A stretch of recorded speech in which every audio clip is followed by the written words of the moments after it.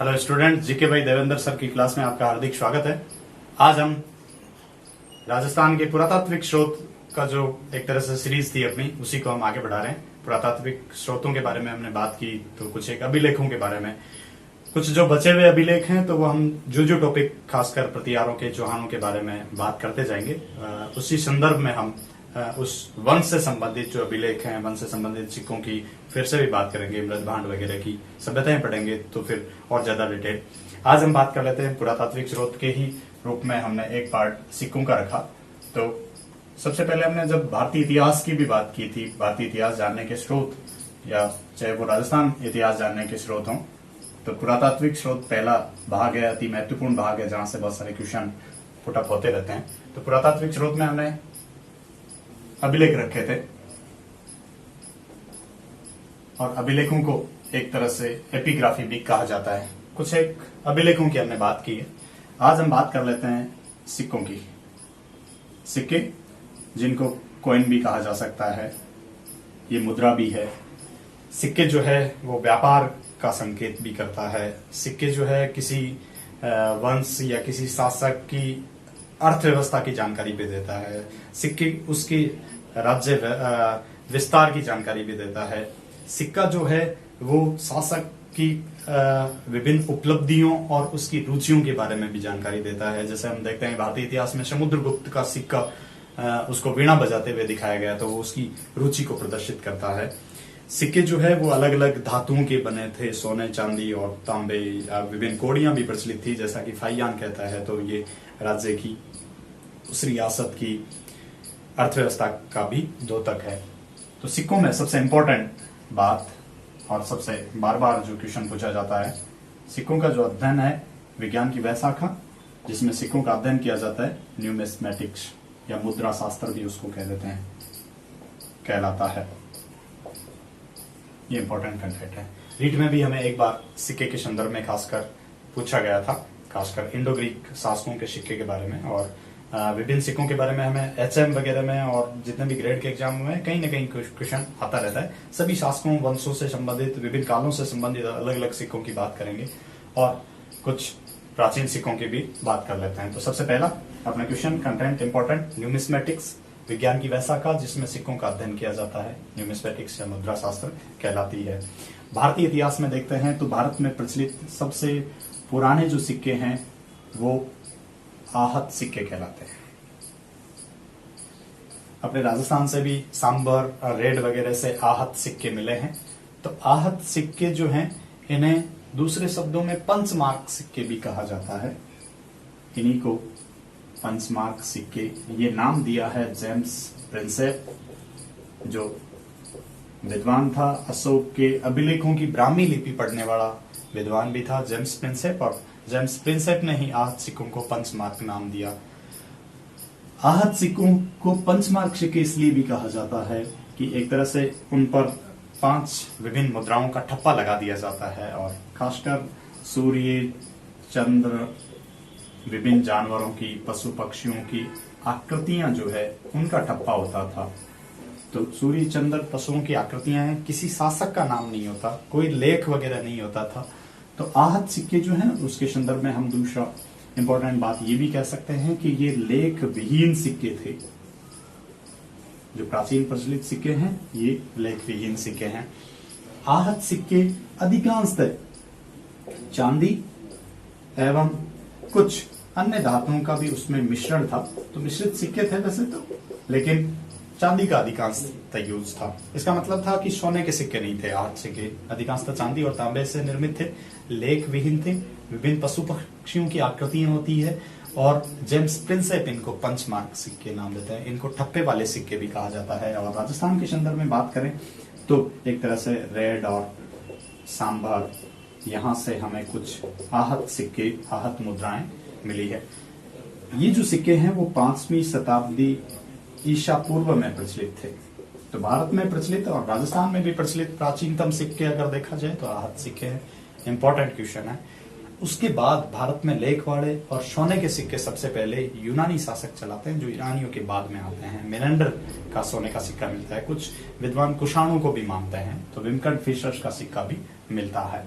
तो आहत सिक्कों के संदर्भ में हमें बेसिक सा क्वेश्चन मिल सकता है। लेख विहीन के संदर्भ में, चांदी तांबे मिश्रण के संदर्भ में 5वीं शताब्दी ईसा पूर्व प्रचलित थे, पंचमार्क भी कहलाते थे, जेम्स प्रिंसेप इनको नाम देता है। और जो सिक्के हैं उनका अध्ययन मुख्य रूप से करने वाले विद्वान डीडी कौशाम्बी और रेप्सन आते हैं, जिन्होंने विस्तृत रूप से सिक्कों का अध्ययन किया है, मुद्राओं का अध्ययन किया है। तो सिक्कों की सबसे इंपॉर्टेंट पहली लाइन, और इसके बाद अपने एक रीड के क्वेश्चन पे आ जाते हैं और भारतीय इतिहास में देखते हैं कि सबसे पहले लेख फाड़े और सबसे पहले सोने के सिक्के चलाने का श्रेय जो है वो यूनानियों को जाता है। तो यूनानी शासकों ने, जिनको साहित्य में इंडो ग्रीक भी कह सकते हैं, यूनानी भी कह सकते हैं, इन्हीं को हिंद यवन भी कह सकते हैं, इन्होंने भारत में सबसे पहले सोने के सिक्के चलाए थे। और यूनानियों के ही सिक्के जो थे वो लेख वाले सिक्के थे, लेख युक्त सिक्के थे। भारत में पहला सोने का सिक्का यूनानी राजा मिनेंडर का मिलता है, जिसको बौद्ध साहित्य में मिलिंद भी कहा जाता है। हमने देखा कि मिनेंडर जो है वो बौद्ध धर्म ग्रहण कर लेते हैं। और सबसे पहले आहत मुद्राओं की विपरीत बात करें तो ये चांदी की थी, लेख विहीन थी, जबकि सबसे पहले लेख वाले सिक्के चलाने का, सोने का सिक्का चलाने का श्रेय जो है यूनानी शासकों को, इंडो ग्रीक शासकों को जाता है। और मिनेंडर का सिक्का जो है वो मुख्य रूप से मिलता है।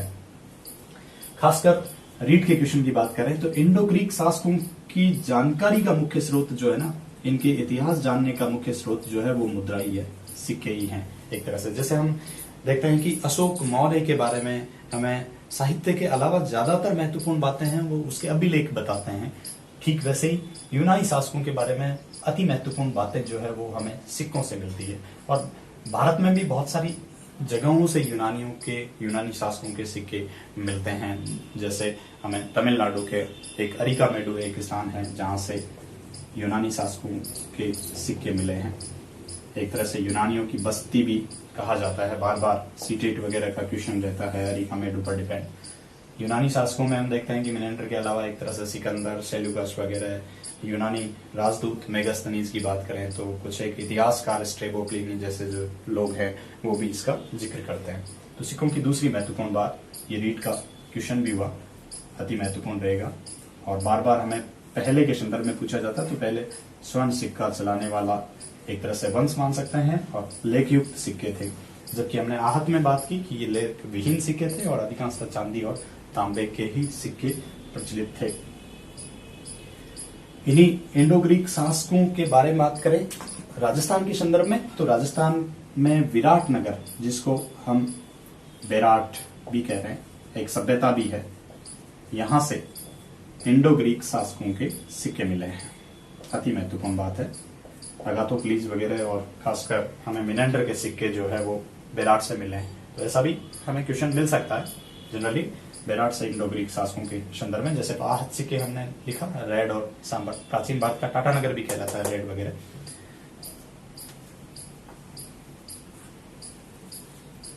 भारतीय इतिहास में और आगे बढ़ते हैं तो देखें कि जो सोने के सिक्के हैं उन पर हमें बार बार 3 कंटेंट महत्वपूर्ण रूप से मिल जाते हैं। सबसे पहले स्वर्ण सिक्कों की बात की जाए सर्वप्रथम तो हमने लिखा कि यूनानी शासकों ने। सबसे शुद्ध सोने के सिक्के भारत में चलाने का श्रेय एक वंश को जाता है, कनिष्क का वंश था, कुषाण वंश। और कुषाणों में पहला सोने का सिक्का विमकड़फिशस ने चलाया था। तीसरी महत्वपूर्ण बात, सर्वाधिक मात्रा में सोने के सिक्के चलाने का श्रेय जो है वो गुप्त शासकों को जाता है। 3 महत्वपूर्ण बातें होगी। भारत में सबसे पहले सोने के सिक्के और लेख युक्त सिक्के यूनानियों ने चलाए। सबसे ज्यादा शुद्ध सोने के सिक्के भारत में कुषाण शासकों ने प्रचलित किए। कुषाणों में विमकड़फिशस का सिक्का सबसे ज्यादा मिलता है और सबसे ज्यादा मात्रा में सोने के सिक्के भारत में गुप्त शासकों ने चलाए और गुप्त शासकों के ही राजस्थान में बहुत ज्यादा सिक्के मिले हैं। अति महत्वपूर्ण बात है। सिक्कों की दृष्टि से भी देखा जाए तो देखते हैं अपने बयाना भरतपुर का, जो मध्यकाल में नील के उत्पादन के लिए भी प्रसिद्ध था। सर्वश्रेष्ठ की किस्म की नील उत्पादित होती थी बयाना में और बयाना से ही हमें गुप्त शासकों के विभिन्न सिक्के मिले हैं बहुत ज्यादा मात्रा में। तो बयाना मुद्रा भांड भी इसको कह दिया जाता है। गुप्त शासकों के बहुत सारे सिक्के राजस्थान से अति महत्वपूर्ण, जैसे बेराट से इंडो ग्रीक शासकों के, तो गुप्त शासकों के सिक्कों के संदर्भ में बात जब भी की जाएगी तो बयाना अति महत्वपूर्ण रहेगा।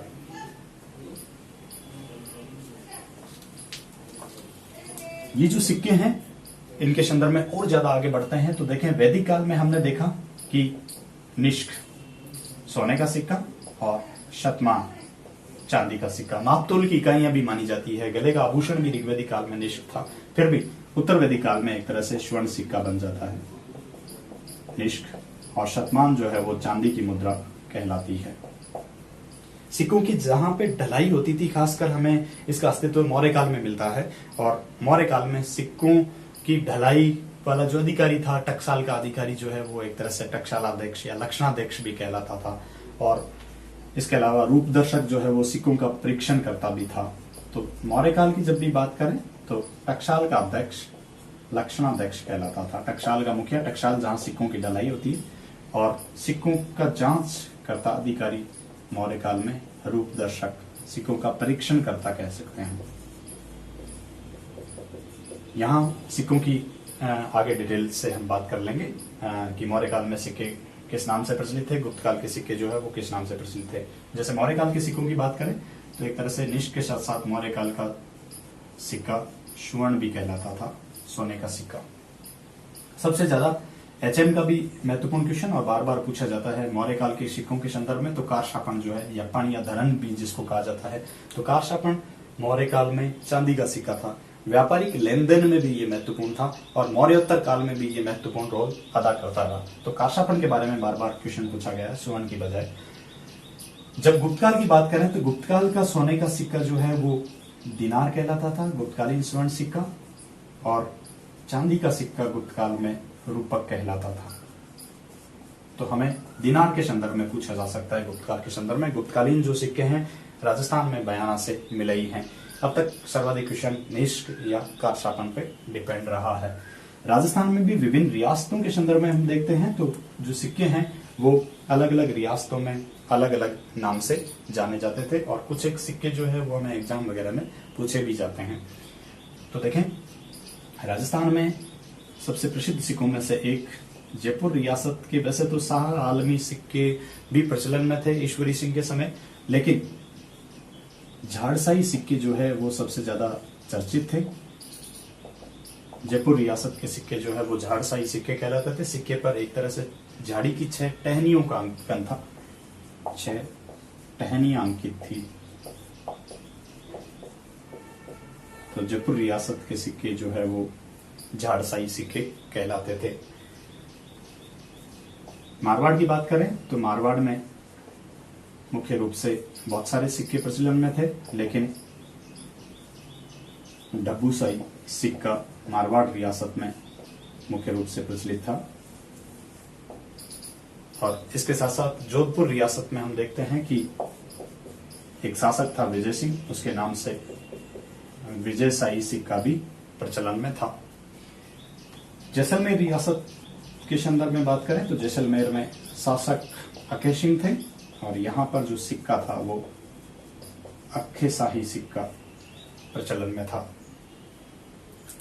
अलवर रियासत की बात करें तो यहाँ पर सिक्कों पर महारानी विक्टोरिया का चिन्ह का अंकन भी मिलता है, और यहाँ के सिक्के मुख्य रूप से राव शाही सिक्के के नाम से प्रचलित था।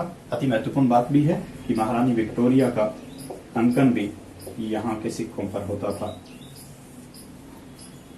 कोटा रियासत में मुख्य रूप से मदनशाही सिक्के प्रचलन में थे, और कोटा में खासकर गागरोन जो है वो झालावाड़ का ये टकसाल के लिए भी प्रसिद्ध था मध्यकाल में। तो गागरोन जो है वो जल दुर्ग का उदाहरण भी है, और यहाँ पर मध्यकाल में टकसाल भी थी जहां पर सिक्कों की ढलाई होती थी। तो कोटा के सिक्के जो है वो मदनशाही सिक्के कहलाते थे।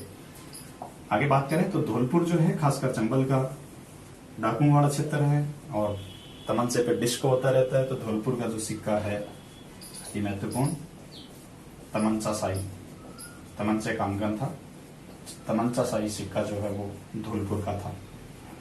तो हमने कुछ एक महत्वपूर्ण सिक्कों की बात की। आगे इसी क्रम को जारी रखेंगे। हमारे वीडियो को ज्यादा से ज्यादा लाइक और शेयर करें, चैनल को सब्सक्राइब करें। बहुत बहुत धन्यवाद।